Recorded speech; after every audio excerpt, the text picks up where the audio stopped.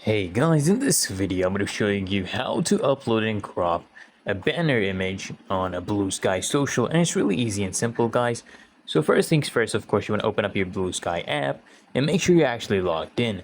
Now what you're going to do, guys, at the bottom right, you want to click on your profile icon.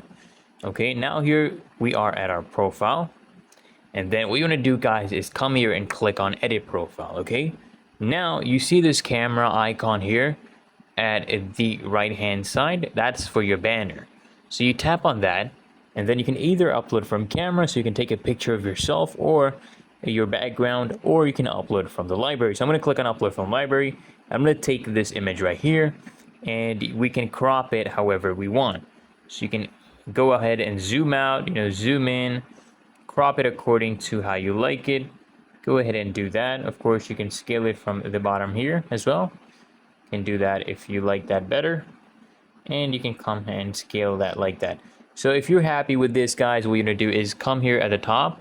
I'm gonna put it like right about here, so I have the ocean with the whole of that hut right there. So I'm gonna click on this check mark right here, and now it is added to our banner. Just need to click on save.